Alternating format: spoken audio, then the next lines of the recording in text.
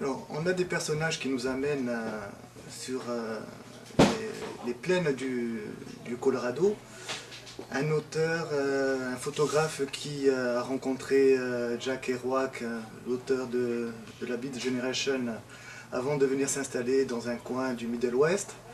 Quelques étudiants, un jeune homme qui vit dans une réserve indienne, qui est sur son fauteuil roulant, et puis des ouvriers qui dressent une clôture sur ces immenses prairies.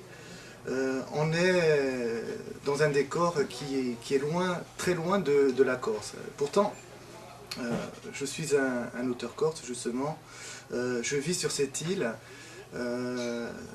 Il y a l'insularité qui est en moi, au cœur de la Méditerranée, et j'ai voulu transposer ce territoire sur lequel je vis, sur de grands espaces, et de parler d'hommes, de femmes, que je connais, que je pourrais croiser, que je pourrais rencontrer, et les faire évoluer dans ces immenses paysages des États-Unis.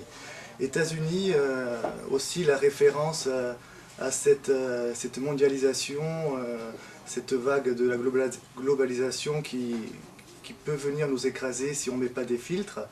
Et en tant qu'auteur corse, même si je peux être largement inspiré par des cinéastes américains, par des auteurs américains, je trouvais que mon travail devait avant tout être ancré sur une réalité, sur un quotidien. Ce quotidien, c'est ces villages que je parcours, c'est cette vie que je vis en Corse. Et double lecture, la lecture de prime abord où on voit ces personnages évoluer, chacun avec leur destin, chacun avec ses espoirs, chacun avec ces drames qu'il faut gérer, ces drames de la vie quotidienne, et puis cette violence qui transparaît, cette violence qui peut-être est loin d'être spectaculaire, mais qui est partout, qui est insidieuse. Des gamins qui ont des armes à la main, la violence du racisme, du rejet de l'autre, de la discrimination, le fait d'être un Indien.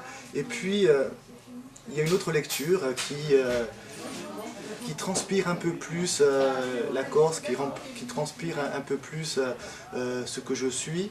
Et là, je pense que le lecteur va pouvoir reconnaître certains événements, certaines actions